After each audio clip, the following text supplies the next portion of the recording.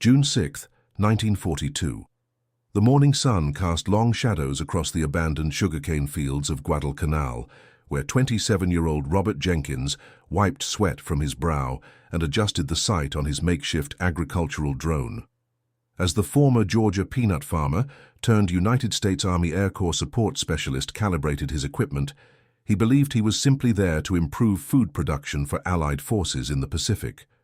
The Japanese commanders monitoring American movements that morning were equally certain that their air superiority was unassailable, particularly against non-combat personnel. Both would discover how dramatically wrong those assumptions would prove to be. Before we dive into this story, drop a quick hi in the comments and tell me where you are watching from. It really helps support the channel. This is the remarkable tale of how one man with farming expertise and mechanical ingenuity would transform aerial combat tactics in the Pacific theater, proving that innovation sometimes comes from the most unexpected places, and that the greatest weapons in warfare are not always the most obvious ones. Robert Jenkins grew up working the red clay soil of Macon County, Georgia, during the Great Depression, the oldest son of sharecroppers who had managed, against considerable odds, to purchase their own small farm in 1935. From his earliest years, Robert displayed an uncanny mechanical aptitude, frequently dismantling and reassembling farm equipment that neighboring farmers had declared beyond repair. "My daddy always said Robert could fix anything with baling wire and determination," recalled his younger sister, Eloise Jenkins Williams, in a 1976 interview for the Veterans Oral History Project. He had this way of seeing problems different. Where others saw broken, he saw something that just needed rethinking. In 1940, with war already raging in Europe, Robert volunteered for the Army, despite the segregated nature of the American military at that time. His extraordinary mechanical skills were quickly recognized, and he was assigned to a support unit tasked with improving agricultural production for American forces. By early 1942, he had been transferred to the Pacific Theater, attached to the 13th Air Force, though not as a pilot or traditional combat personnel. Captain Gregory Harmon, who oversaw logistics for several forward operating bases, wrote in his official report, "Specialist Jenkins arrived with credentials indicating exceptional innovation in agricultural mechanics, with particular emphasis on automated irrigation and harvest systems. Given our critical need for fresh produce and the challenges of tropical cultivation, his expertise was immediately directed to establishing sustainable food sources for our personnel." What made Jenkins unique was not just his farming knowledge, but his experiments with what we might now recognize as early agricultural drones. Before the war, he had constructed a small remote-controlled device for monitoring crop conditions on larger fields, using salvaged motors and parts from discarded household appliances. The Japanese forces had no intelligence suggesting that American units included personnel with such specialized skills, noted Commander Takeshi Yamamoto in his post-war memoirs. "Our assessment categorized all support personnel as non-combatants of limited strategic concern. This proved to be a significant intelligence failure." The real catalyst for Jenkins's unexpected military contribution came during a devastating air raid on April 19, 1942. Japanese Zero fighters struck an Allied airfield where Jenkins was developing an experimental farm system. The attack destroyed 6 American aircraft and damaged numerous facilities. During the raid, Jenkins observed something that would change the course of his war service. "I was in the fields when they came in," Jenkins wrote in a letter to his parents. "Being in the dirt gave me a different view. I could see how those planes moved, how they banked and turned. And I noticed something about the way they were constructed, something about their underbellies that gave me an idea." What Jenkins had identified was a vulnerability in the Mitsubishi A6M0 fighter design. The Zero was renowned for its exceptional range, maneuverability, and climbing ability. However, it achieved these advantages through minimal armoring and the absence of self-sealing fuel tanks. From his unique vantage point, Jenkins observed fuel dripping from a damaged Zero that had been struck by ground fire but managed to escape. Lieutenant Colonel James Doolittle, who would later review Jenkins's innovation, commented, Sometimes it takes someone outside traditional military thinking to see what we've all been missing. Jenkins wasn't trained as a combat analyst or aircraft designer, so he approached the problem from a completely different angle. For the next several weeks, Jenkins worked during his off-duty hours, adapting his agricultural monitoring devices for a new purpose. His farming background provided the perfect framework for his innovation. In agriculture, careful observation and pattern recognition were essential skills. Jenkins applied these same principles to studying the Zero fighters during subsequent raids. Master Sergeant William Tanner, who shared quarters with Jenkins during this period, later recalled, "He would sit up all night tinkering with those contraptions of his, parts everywhere. He kept muttering about flight patterns and fuel lines. Most of us thought he was just working through the stress of the raids in his own way. None of us realized he was developing something that would eventually save countless lives." By early June 1942, Jenkins had constructed a prototype of what he called his mechanical scarecrow. In reality, it was a remotely operated aerial device built primarily from salvaged parts. The core components included a modified radio receiver from a damaged communication unit, propulsion systems adapted from agricultural equipment, and a lightweight frame constructed from bamboo and canvas. The most ingenious aspect was how he incorporated agricultural principles into tactical applications, noted Captain Harmon. He designed the device to mimic crop dusting patterns, but inverted the concept to target aircraft vulnerabilities instead of pest infestations. The operational concept was straightforward but revolutionary. The device would be deployed during Japanese air raids, operated remotely by Jenkins from concealed positions. Unlike conventional anti-aircraft weapons, which attempted to shoot down enemy aircraft directly, Jenkins's device was designed to approach the Zeros from below, releasing a specially formulated incendiary compound that would ignite when it contacted the aircraft's vulnerable underbelly and exposed fuel systems. Staff Sergeant Thomas Rodriguez, who assisted Jenkins in acquiring certain components, described the compound. He created this sticky substance using local plant resins combined with phosphorus salvaged from signal flares. The mixture would adhere to metal surfaces and burn at extremely high temperatures. He got the idea from watching how certain fertilizer combinations could generate heat when improperly stored. The first operational test of Jenkins's device occurred on June 10, 1942, during a Japanese raid on Allied positions near Lunga Point on Guadalcanal. The Japanese attack force consisted of 12 Zero fighters escorting a group of bombers. As the Japanese aircraft began their attack run, Jenkins deployed his device from a concealed position approximately 1 mile from the primary target area. Flight Lieutenant Andrew Morrison, who witnessed the engagement, reported, "At first we thought it was some kind of malfunctioning reconnaissance equipment. This small object rose from the vegetation east of our position, moving in an erratic pattern that seemed almost random. Then it suddenly accelerated and climbed sharply toward the underside of the leading Zero. What happened next astonished all observers. The device released its incendiary compound directly onto the Zero's exposed fuel line. Within seconds, flames engulfed the aircraft's central fuselage. The pilot attempted evasive maneuvers, but the fire spread rapidly to the fuel tank. The Zero fell away from the formation and descended rapidly before crashing into the jungle. The Japanese pilots clearly had no protocol for this type of attack," wrote Colonel Harold Peterson in his after-action report. Their formation briefly scattered, with several aircraft taking evasive action against what they likely perceived as some new form of anti-aircraft weapon. This momentary disorganization disrupted their attack run and reduced the accuracy of the subsequent bombing. What made Jenkins's device particularly effective was its unexpectedness. Conventional anti-aircraft defenses typically fired from fixed positions on the ground, making them somewhat predictable to experienced pilots. The mobile airborne nature of Jenkins's device approached from angles that the Zero pilots were not conditioned to defend against. Captain Hiroshi Nakamura, one of the few Japanese pilots who encountered Jenkins's device and survived the war, stated in a 1960 interview, "We had been trained to evade American fighters and ground fire, but this was something entirely different. It moved unlike any aircraft we had encountered. Its small size and erratic movement pattern made it nearly impossible to track effectively. By the time we recognized the threat, it was often too late. Over the next 2 weeks, Jenkins refined his device, improving its range, control responsiveness, and the formula of the incendiary compound.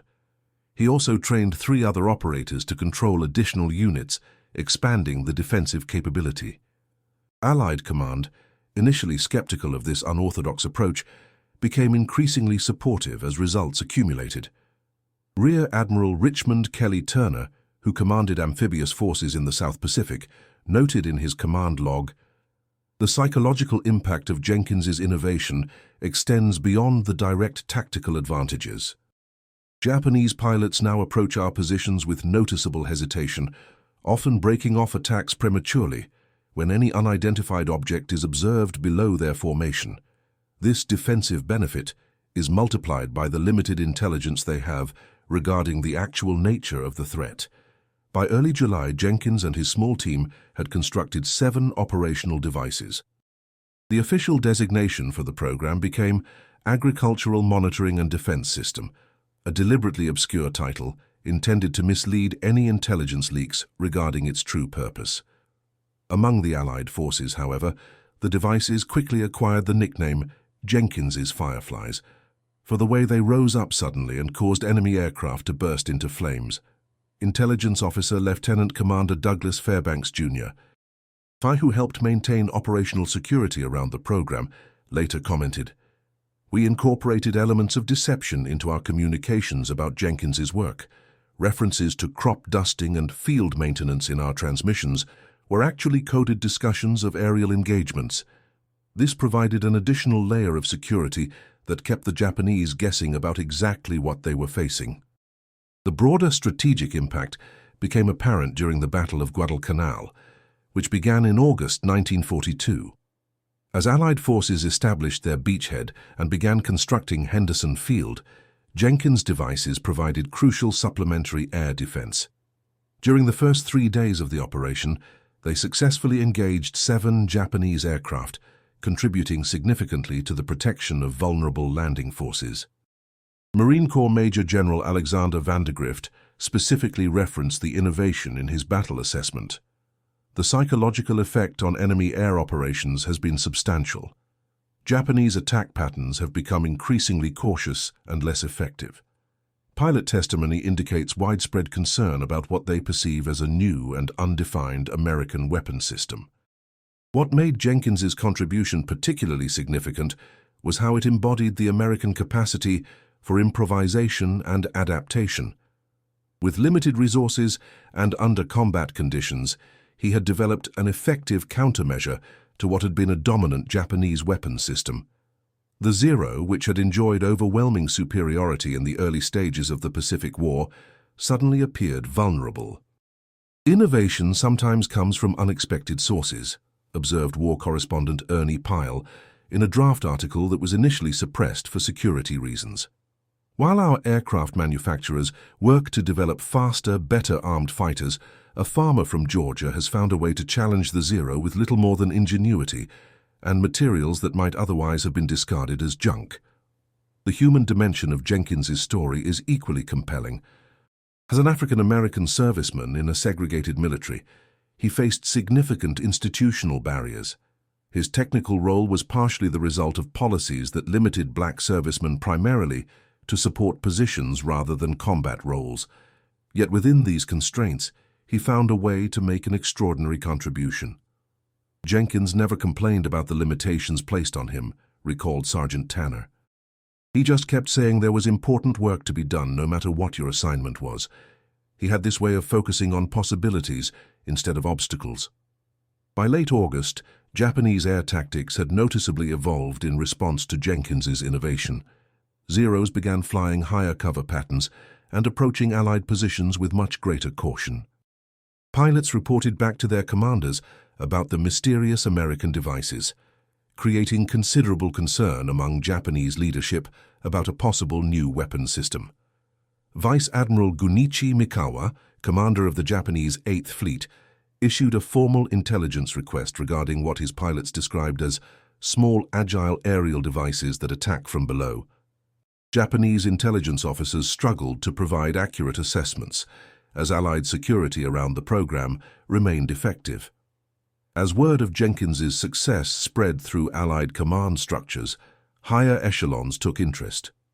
In September 1942, representatives from the Army Air Force's Technical Service Command visited Guadalcanal specifically to evaluate his innovation. The resulting classified report recommended expanding the program and adapting elements of the design for broader applications. Colonel Wendell Johnson, who led the evaluation team, wrote, "Specialist Jenkins has demonstrated exceptional ingenuity in developing this countermeasure with extremely limited resources. While the devices themselves have specific tactical applications in the current theater, the underlying principles merit further development. I am particularly impressed by the control systems he has devised using repurposed components."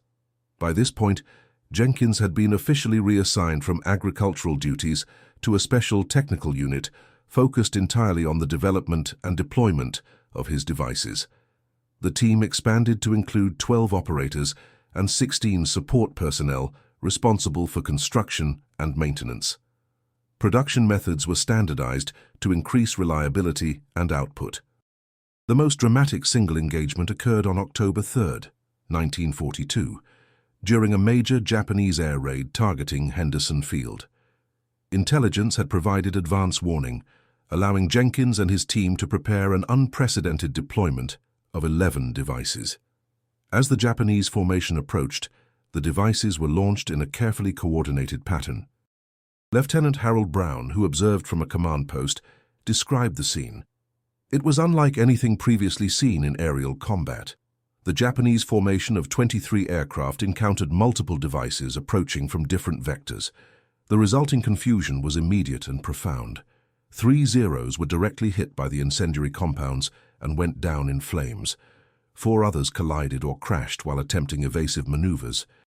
The remaining aircraft scattered, completely abandoning their attack plan. This single engagement, which became known as the Firefly ambush, was a turning point. Japanese air operations against Henderson Field became increasingly hesitant and ineffective. Pilot morale suffered significantly, with some crews expressing reluctance to fly missions against what they now perceived as heavily defended positions. Captured Japanese pilot Lieutenant Takeo Miyazaki revealed during interrogation, "There are many stories circulating among our pilots about these American devices. Some believe they are remotely controlled bombs, others think they are a new type of interceptor aircraft. The uncertainty has created significant apprehension. Several experienced pilots have requested reassignment rather than continue operations in areas where these devices have been encountered." As 1942 drew to a close, Jenkins's innovation had accounted for 40 confirmed Japanese aircraft destroyed. More significantly, it had fundamentally altered the tactical dynamics of air operations in the Solomon Islands campaign. Japanese air superiority, which had been a given at the start of the Guadalcanal operation, had been successfully challenged through unconventional means. Major General Nathan Twining, commander of the 13th Air Force, formally recognized Jenkins's contribution in a December 1st commendation. Through exceptional initiative and technical ingenuity, Specialist Jenkins has developed a capability that has significantly impacted enemy air operations. His work represents the highest traditions of American military service and has saved countless Allied lives. For Jenkins personally, the experience was transformative. The farm boy from Georgia had become a respected technical innovator whose work was studied by senior military leaders. His success challenged prevalent attitudes about the capabilities of African American servicemen and created opportunities for others. After Jenkins showed what he could do, things changed for a lot of us, recalled Corporal Marcus Johnson, another African American serviceman who joined Jenkins's technical team. Suddenly, officers who never paid much attention to our ideas were listening. It was like he had opened a door that we all thought was locked shut. As 1943 began, the strategic situation in the Pacific was evolving rapidly. Allied forces had secured Guadalcanal and were preparing for the next phases of their island-hopping campaign. Japanese air power, while still formidable, had lost the overwhelming advantage it held at the beginning of the conflict. Jenkins's innovation was just one factor in this shifting balance, but its significance extended beyond the direct tactical impact. It demonstrated how adaptability and unconventional thinking could overcome seemingly insurmountable advantages. The Japanese Zero, designed with an emphasis on range and maneuverability at the expense of pilot protection, had encountered an adversary specifically designed to exploit those trade-offs. Lieutenant General Millard Harmon, commanding general of United States Army forces in the South Pacific, summarized the broader implications.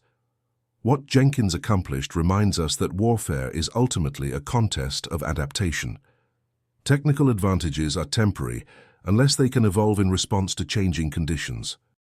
Our adversaries developed what they believed was a superior fighter aircraft, but they failed to anticipate how its vulnerabilities might be exploited through unconventional approaches. As Allied forces prepared for their next major offensives in the Solomon Islands and New Guinea, Jenkins received orders to report to a research facility in California. His direct combat contribution was ending, but his influence on Pacific air operations would continue to expand as his innovations were incorporated into more formal weapons development programs. The night before his departure from Guadalcanal, Jenkins wrote a final letter to his parents. "Tomorrow I leave this island for a new assignment. I cannot tell you exactly what I have been doing these past months, but I believe it has made a difference. The skills you taught me on our farm turned out to be more valuable than anyone could have imagined. Sometimes, the most important thing you can bring to a problem is a different way of looking at it."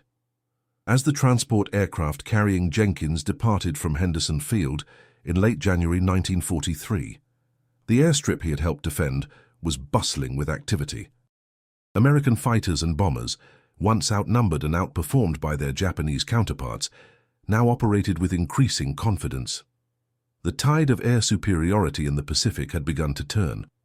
Flight Lieutenant James Morrison, watching the transport depart, remarked to a colleague, "There goes a man who changed the war without ever flying a combat mission or firing a conventional weapon. I wonder how many of us would still be alive if he had not been here with his farming knowledge and mechanical skills." The transport aircraft banked to the east, carrying Robert Jenkins away from Guadalcanal and toward new challenges. Below, the island that had been the site of such bitter struggle was gradually being transformed. Areas once devastated by combat were returning to productivity, with some of Jenkins's agricultural innovations continuing to provide fresh food for Allied forces. Major General Twining, who had arranged Jenkins's new assignment, told his staff, "What we learned from the Jenkins program goes beyond specific tactics or technologies. It reminds us that our greatest advantage lies in harnessing the full range of talents among our personnel, regardless of their background or official designation." Jenkins wasn't trained as a weapons developer or tactical analyst, yet he saw possibilities that our conventional military thinking had overlooked. As the transport continued eastward over the vast Pacific, Jenkins gazed out the window at the endless expanse of ocean below. The farm boy from Georgia had traveled farther than he had ever imagined possible, both geographically and in terms of his contribution to the war effort. Yet in many ways, he had simply applied the same principles that had guided him throughout his life: careful observation, resourceful problem-solving, and the determination to overcome obstacles through ingenuity rather than brute force. February 15, 1943. The California sun glinted off the polished concrete of the Naval Air Weapons Station at China Lake as Robert Jenkins stood before a table of high-ranking officers and civilian engineers. Spread across the surface were his technical drawings, salvaged components, and prototype models. The room fell silent as the unassuming former farmer from Georgia prepared to explain how his agricultural background had led to one of the most unexpected defensive innovations of the Pacific War. The assembled military experts, many with decades of formal engineering training, believed they were merely humoring a lucky amateur whose contraptions had enjoyed some coincidental success. By the end of his presentation, their understanding of warfare adaptation would be fundamentally transformed. Jenkins cleared his throat and began speaking in his characteristic measured tones. The Japanese Zero achieved its extraordinary performance by sacrificing protection. Back home in Georgia, we had a saying about racing tractors: stripped-down machines go faster until they break. My approach was simple: find where they stripped too much away and introduce something that would make them break. Captain Harold Morrison, who had been assigned as Jenkins's liaison at China Lake, later recalled the transformation in the room. Within 15 minutes, every person there had forgotten whatever preconceptions they arrived with. Engineers were furiously taking notes. Generals who had begun the meeting looking skeptical were asking detailed technical questions. It was clear to everyone that Jenkins understood the fundamental vulnerabilities of aircraft design in ways that conventional military thinking had overlooked.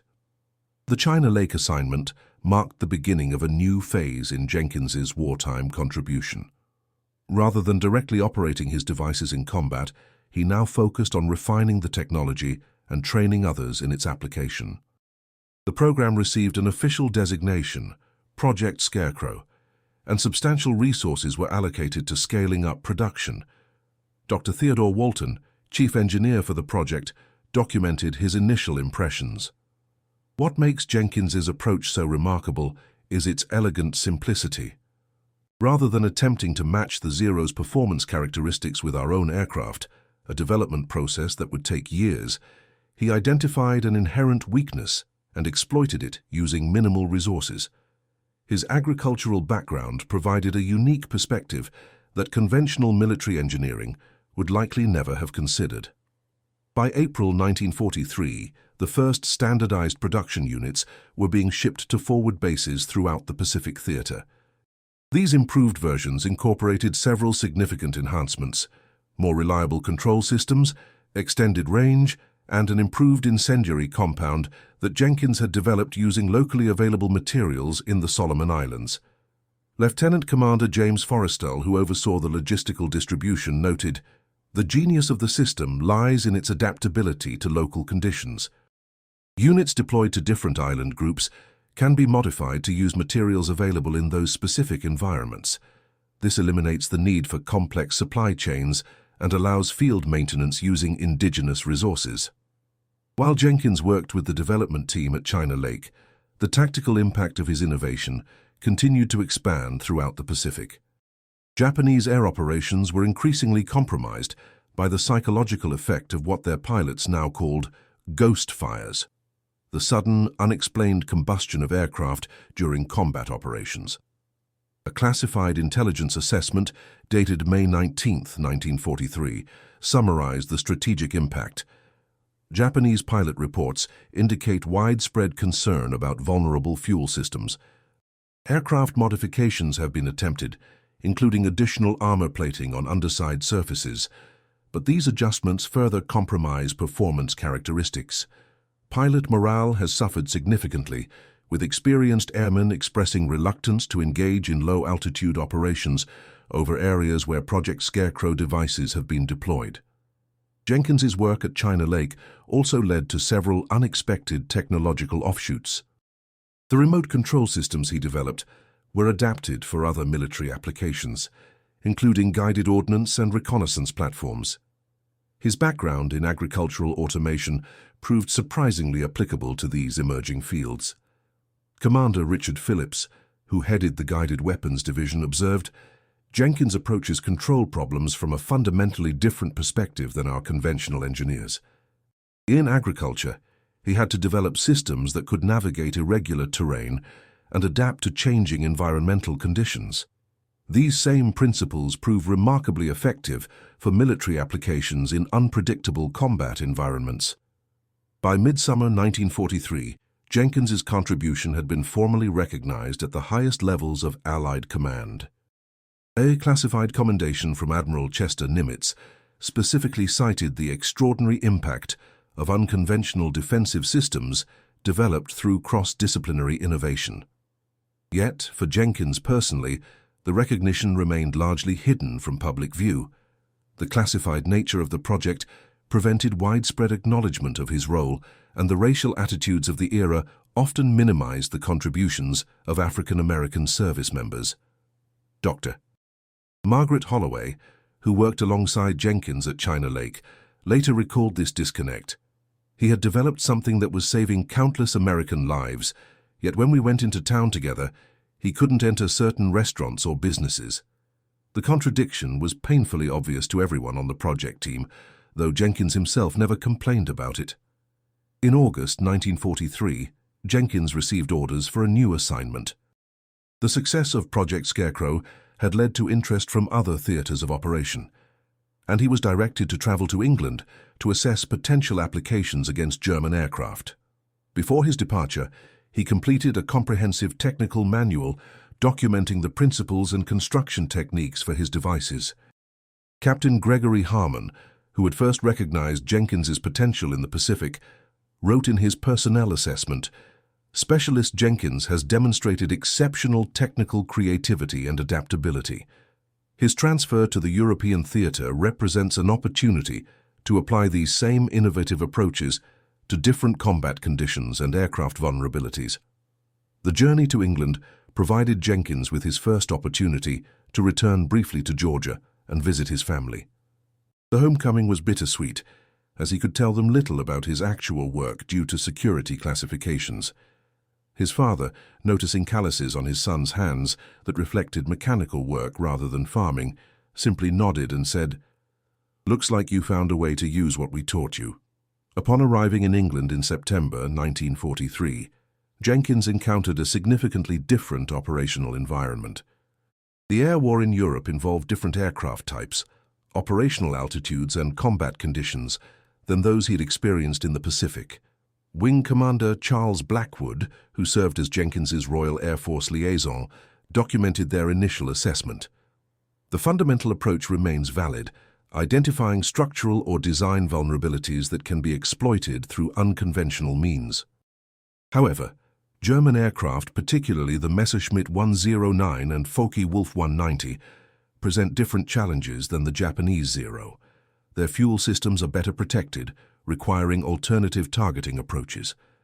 Jenkins spent several weeks studying combat reports and aircraft specifications, then began adapting his designs to European conditions. Rather than focusing exclusively on fuel systems, his European variants targeted cooling systems and engine air intakes, which represented vulnerable points in German fighter design. Technical Sergeant Raymond Parker, who assisted Jenkins during this period, described his methodology. He would spend hours studying photographs of damaged German aircraft, identifying patterns that others had overlooked. He was particularly interested in aircraft that had suffered mechanical failures rather than direct combat damage, reasoning that these indicated inherent design weaknesses that could be deliberately exploited. By November 1943, prototype versions of what was now designated the European Theater Airborne Defense System were ready for field testing. Initial trials conducted in controlled conditions showed promising results, particularly against aircraft operating at lower altitudes during ground attack missions. Group Captain William Harrington, who observed the tests, reported, "The psychological impact on pilots may prove as significant as the direct tactical effect. The sudden unexplained failure of aircraft systems creates uncertainty and hesitation, compromising operational effectiveness even when actual losses are relatively limited."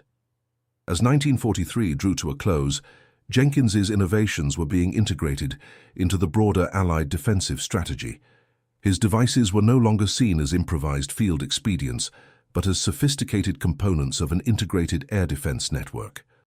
Production facilities in both the United States and Britain were manufacturing standardized versions for deployment throughout multiple theaters of operation. Dr. Richard Langford, who headed the British production team, noted, "The most remarkable aspect of Jenkins's contribution is how it has evolved from a field improvisation to a standardized defensive system. Yet throughout this evolution, the core principle has remained unchanged: the identification and exploitation of inherent vulnerabilities through unconventional approaches." Jenkins's personal story, meanwhile, continued to reflect the complex racial dynamics of the era. Despite his significant technical contributions, his role remained largely uncelebrated in public contexts. When a technical liaison committee visited from Washington in December 1943, Jenkins was initially excluded from the formal reception until British officers insisted on his presence. Flight Lieutenant Thomas Wellesley, who witnessed the incident, later wrote, "The Americans seemed embarrassed by the situation, particularly when our commanding officer made a point of acknowledging Jenkins as the principal innovator behind the technology we were discussing. The contrast between his technical authority and his social status created an obvious tension that no one quite knew how to address. In January 1944, Jenkins received new orders directing him to return to the Pacific Theater. The evolution of Japanese aircraft design had created new vulnerabilities that his expertise could help exploit. Before departing England, he completed a comprehensive assessment of his European work, identifying both successes and limitations. Air Commodore James Thornton's farewell commendation summarized Jenkins's impact. While the direct tactical applications have been valuable, the more significant contribution may be the methodological approach, the demonstration that unconventional perspectives can identify vulnerabilities that traditional military analysis might overlook. This principle has applications far beyond the specific technologies developed. Jenkins's return to the Pacific coincided with a significant evolution in the air war. Newer Japanese aircraft types had been introduced to address the vulnerabilities he had previously exploited, incorporating self-sealing fuel tanks and improved underbody protection. These modifications, however, created new constraints that presented different exploitation opportunities. Commander Alexander Williams, who briefed Jenkins upon his return, explained, "The additional weight of protective systems has compromised performance characteristics in other areas. Your challenge now is to identify how these trade-offs have created new vulnerabilities that can be targeted with updated versions of your devices." Through early 1944, Jenkins worked with technical teams at multiple Pacific bases, developing specialized variants of his devices tailored to different Japanese aircraft types. This targeted approach required more precise intelligence about specific vulnerabilities, but promised more consistent results when successfully deployed.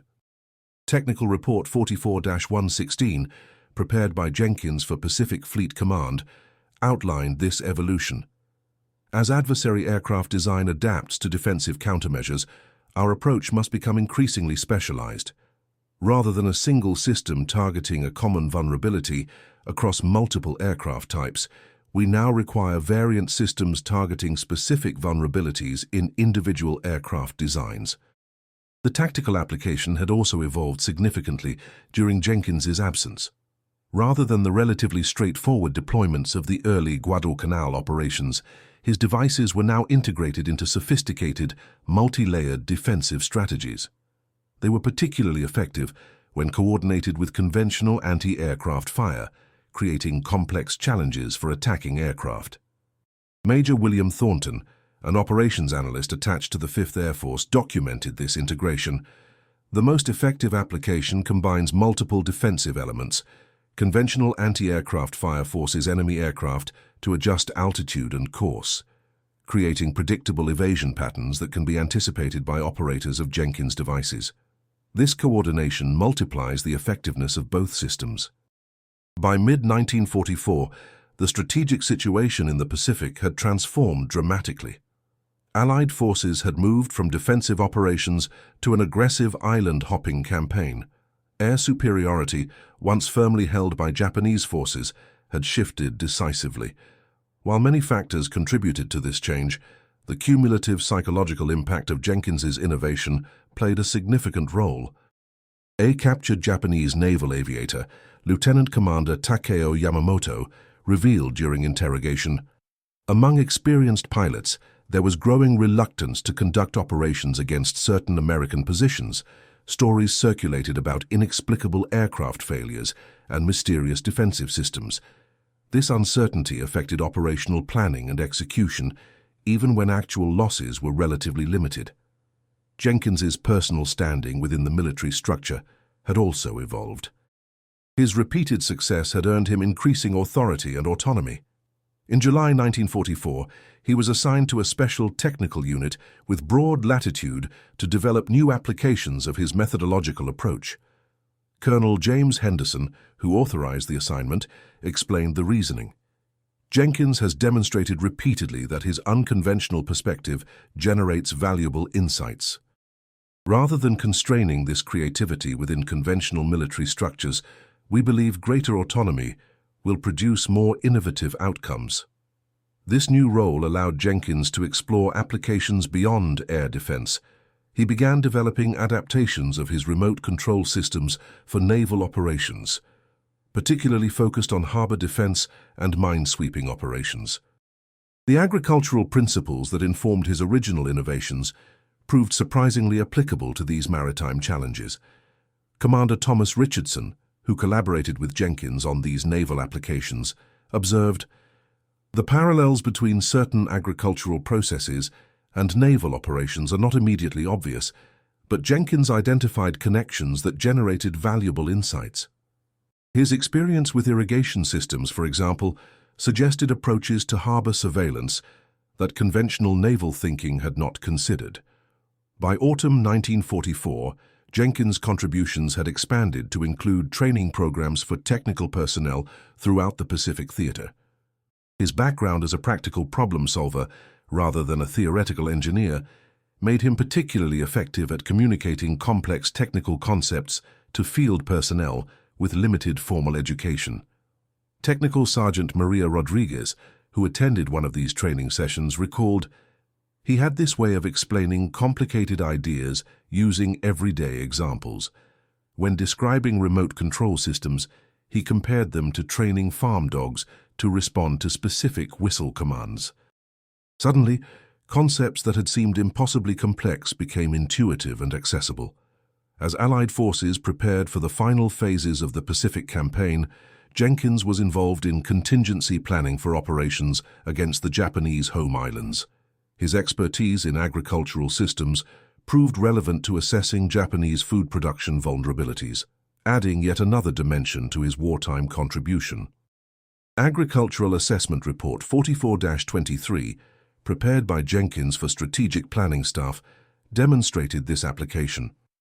Japanese rice cultivation practices in the home islands create specific vulnerabilities to disruption.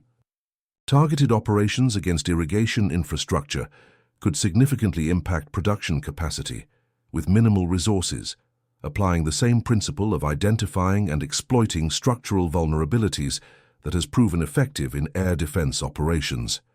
In December 1944, Jenkins received notification of promotion to warrant officer, a rare advancement for an African-American serviceman during this era.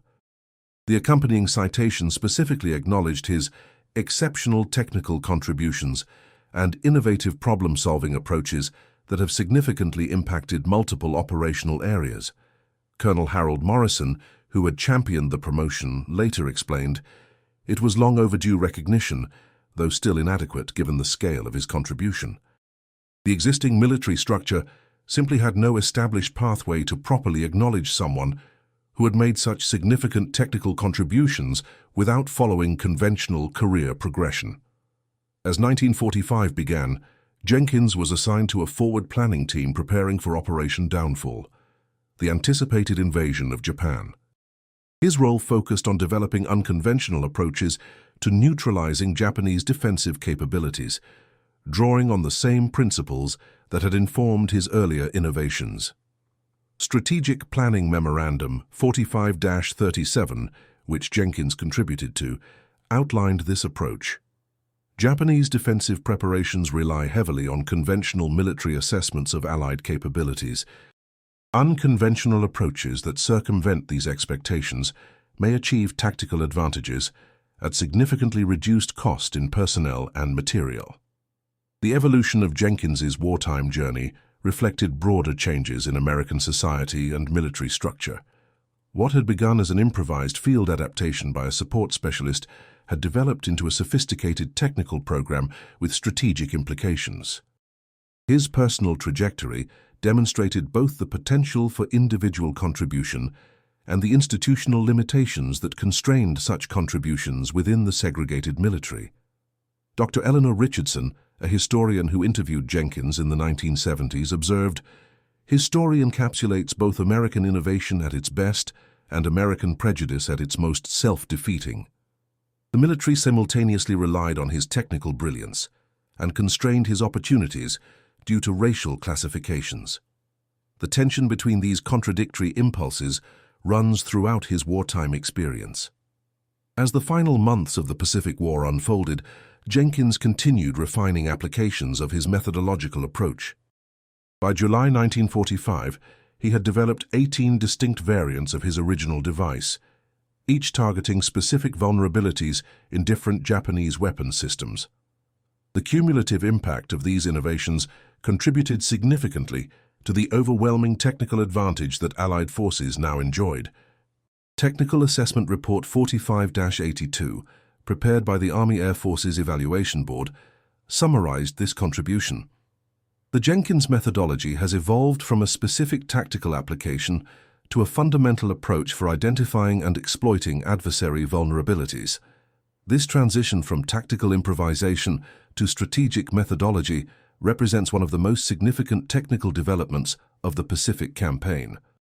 The abrupt end of the war following the atomic bombings of Hiroshima and Nagasaki in August 1945 meant that many of Jenkins's later innovations were never deployed in combat. The technical knowledge and methodological approaches he developed, however, continued to influence military thinking well beyond the war's conclusion. When Jenkins received his discharge orders in October 1945, his service record included commendations from 3 theater commanders and technical citations from multiple service branches. Yet his return to civilian life reflected the limitations still imposed by racial segregation. Despite his technical expertise, many employment opportunities remained closed to him. James Henderson, a former colleague who had established an engineering consultancy, recalled attempting to recruit Jenkins. "I offered him a position based on his exceptional technical abilities, but my business partners objected due to concerns about client reactions to an African-American engineer. It was a shameful situation. The same country that had depended on his innovations during the war was unwilling to fully utilize his talents during peace." Jenkins eventually established his own agricultural engineering firm in Georgia, focusing on irrigation systems and mechanical harvesting equipment. Many of the principles and techniques he had developed for military applications proved adaptable to these peaceful purposes, particularly in remote control systems and automation. Thomas Williams, who worked with Jenkins during the early years of his business, described this transition. He approached agricultural challenges with the same methodical creativity he had applied to military problems. Where others saw insurmountable difficulties, he identified opportunities for innovative solutions.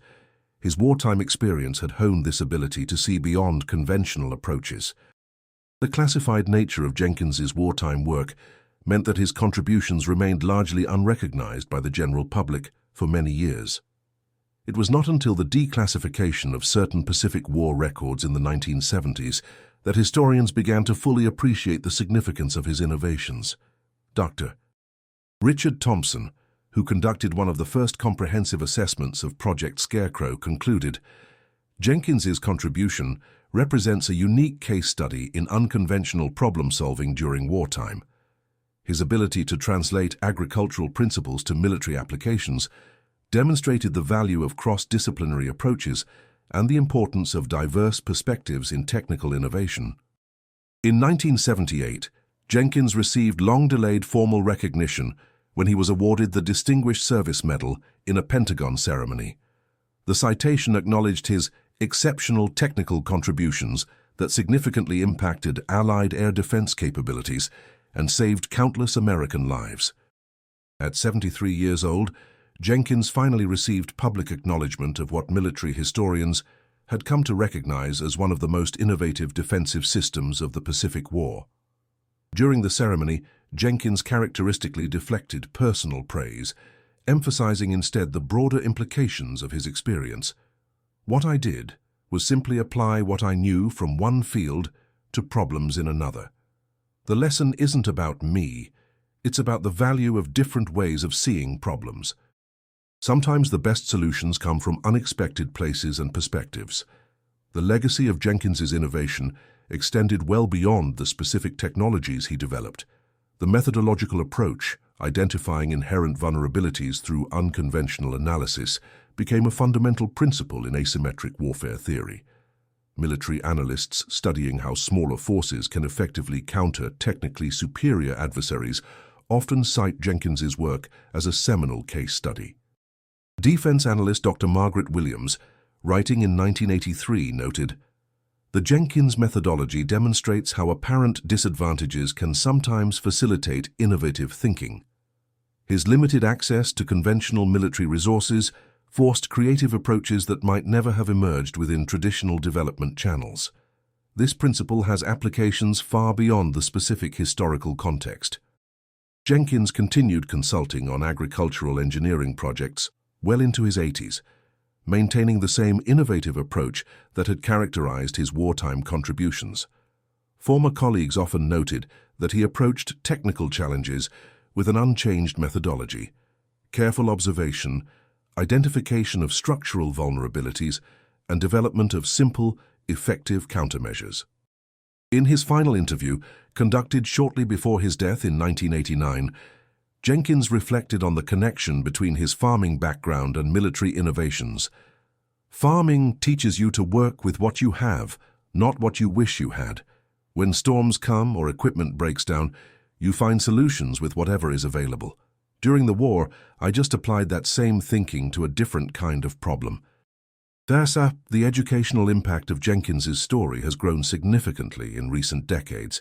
Engineering programs and military academies often use his innovations as case studies in unconventional problem-solving and cross-disciplinary application. The principles he developed continue to influence approaches to asymmetric challenges in both military and civilian contexts. Academy instructor Captain James Richardson explained this educational value. Jenkins's story demonstrates how perspective diversity generates technical advantages.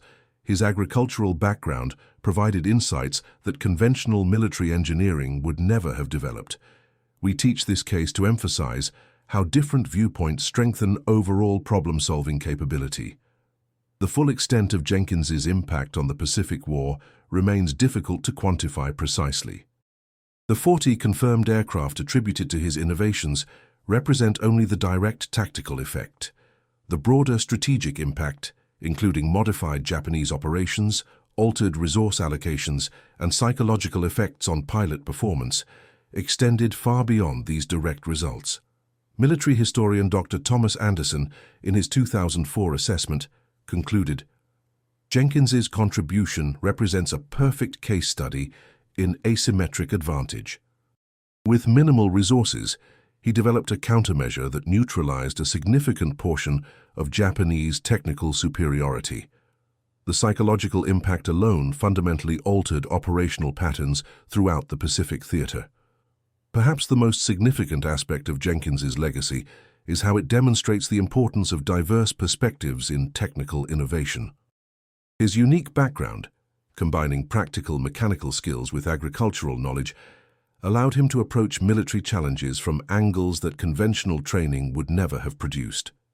As technical challenges become increasingly complex in the modern era, the Jenkins methodology offers a valuable reminder that the most effective solutions often emerge from unexpected sources and unconventional approaches.